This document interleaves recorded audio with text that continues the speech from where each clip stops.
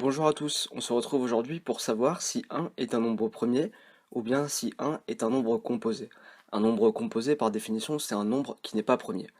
Alors, la réponse à cette question elle peut paraître simple au premier abord, mais on va voir en fait que la question est plus complexe qu'il n'y paraît. En effet, on verra que 1 n'est ni un nombre premier ni un nombre composé. On voit donc que l'on va devoir apporter une réponse subtile et fine à cette question. Le fait est qu'il n'y a pas de problème pour les nombres entiers supérieurs à 2 pour savoir s'ils sont premiers ou non. 2 est premier, 3 l'est, 4 ne l'est pas, etc. Mais 1 nous pose un véritable problème et nous allons essayer de le résoudre dans cette vidéo. Alors, un début logique serait de se dire, eh bien, 1 est premier s'il vérifie la définition d'un nombre premier. Alors, la définition, nous la revoyons ici. On prend un nombre P qui appartient à un grand N, c'est-à-dire les entiers positifs, et on dit que P est premier si P n'est divisible que par 1 et par lui-même. Bon, eh bien, le fait est que 1 vérifie bien cette définition. Il n'est divisible que par 1 et par lui-même qui est 1. Bon, et bien en fait, on voit que 1 se trouve dans un cas un petit peu particulier où les deux diviseurs sont en réalité une seule et même personne. Mais 1 vérifie bien cette définition. Et c'est pour ça qu'au cours de l'histoire, de nombreux mathématiciens ont inclus 1 dans la liste des nombres premiers.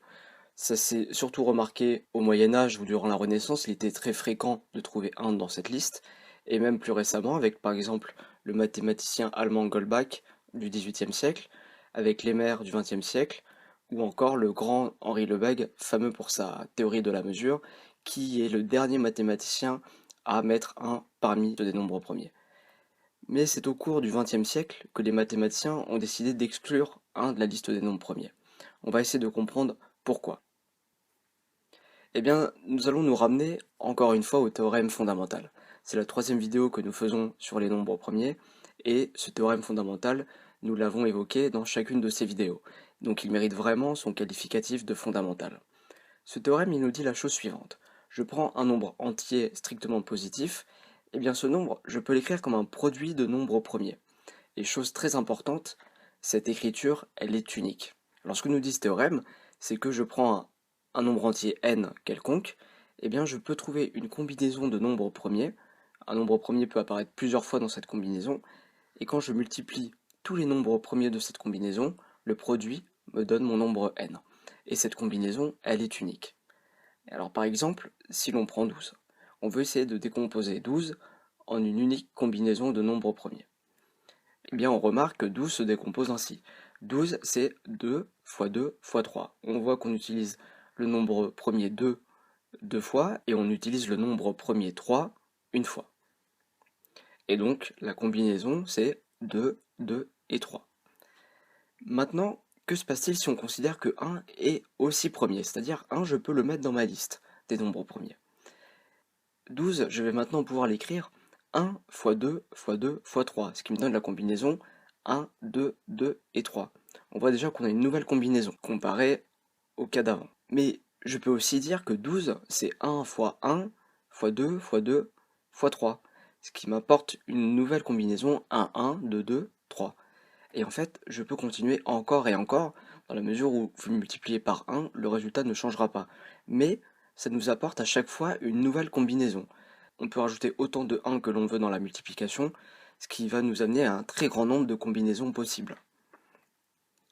Ce qu'il faut retenir, c'est que si on ne considère pas 1 comme premier, alors 12 n'admet qu'une et une seule décomposition en nombre premier.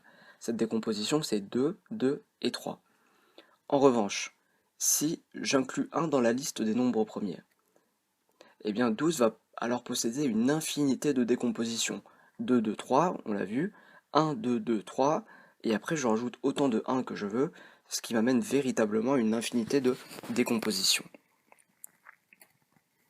Alors le problème avec ça, c'est que si on met 1 dans les nombres premiers, eh bien le théorème fondamental d'Euclide, eh bien il n'est plus valable, parce qu'on perd le caractère unique de la décomposition. Vous vous souvenez, le théorème nous dit que on peut décomposer un nombre, donc ça c'est toujours vrai, on peut le décomposer en un produit de facteurs premiers, pas de souci. Et le théorème, ce qui est surtout important dans le théorème, c'est le fait que cette décomposition, elle est unique. Et bien ici, si je mets 1 dans la liste, cette unicité, elle ne marche plus. Et donc le théorème d'Euclide ne marche plus. Et il faut comprendre que ce théorème, il est, comme son nom l'indique, fondamental. C'est-à-dire que vous ouvrez un livre de théorie des nombres, vous allez le trouver dès les premières pages, ce théorème. C'est à partir de celui-ci que l'on va trouver beaucoup de résultats en théorie des nombres. Alors le fait qu'il ne marche plus lorsque l'on inclut 1 dans la liste des nombres premiers, c'est assez embêtant. Alors, on pourrait dire, oui, mais il faudrait, à chaque fois qu'on utilise ce théorème ou une des conséquences du théorème, eh bien, il suffirait de préciser qu'on prend tous les nombres premiers sauf 1. Alors, le fait est que les mathématiciens sont allés à la simplicité et on préfère directement exclure 1 de la liste des nombres premiers. Et donc, ce choix des mathématiciens nous amène à la définition suivante. Un nombre P qui appartient à un grand N, il est premier si, premièrement, il est supérieur strict à 1, et s'il n'est divisible que par 1 et par lui-même, P.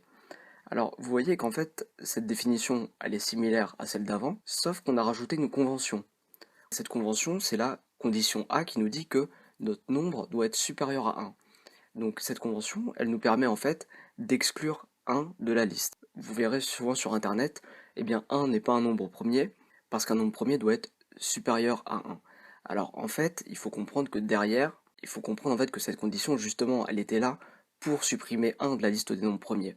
Mais à la base, 1 était un nombre premier, que les mathématiciens ont donc exclu. Mais maintenant, on peut se demander si, à l'inverse, 1 est composé. On a vu qu'il était nombre premier, qu'on l'a exclu des nombres premiers, mais est-ce que ça implique qu'il est dans les nombres composés?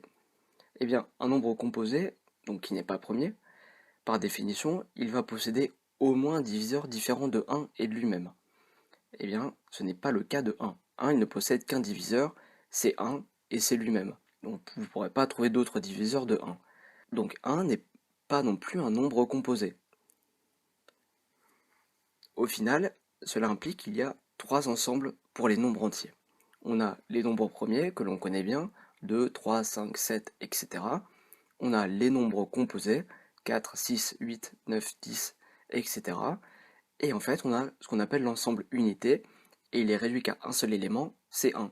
Donc vous voyez qu'en fait, 1, il est vraiment particulier parmi les nombres entiers, dans la mesure où il constitue un ensemble à lui tout seul. Ce qu'il faut retenir de cette vidéo, c'est que, à la base, le nombre 1 vérifie bien la définition d'un nombre premier, mais que si on dit que c'est un nombre premier, le théorème fondamental n'est plus valide. Ou du moins, il faudrait à chaque fois préciser qu'on exclut 1 de notre liste, et ça embêtait les mathématiciens qui ont préféré exclure 1 de la liste des nombres premiers. C'est pour ça qu'on a adapté la définition de base en ajoutant la condition petit a, P doit être strictement supérieur à 1. Mais le fait que 1 ne soit pas premier, cela n'implique pas qu'il soit composé pour autant. On a vu qu'il ne répond pas à la définition d'un nombre composé. Donc voilà, j'espère que cette vidéo était claire, que vous avez bien pu comprendre le problème qui était en question, et je vous dis à bientôt.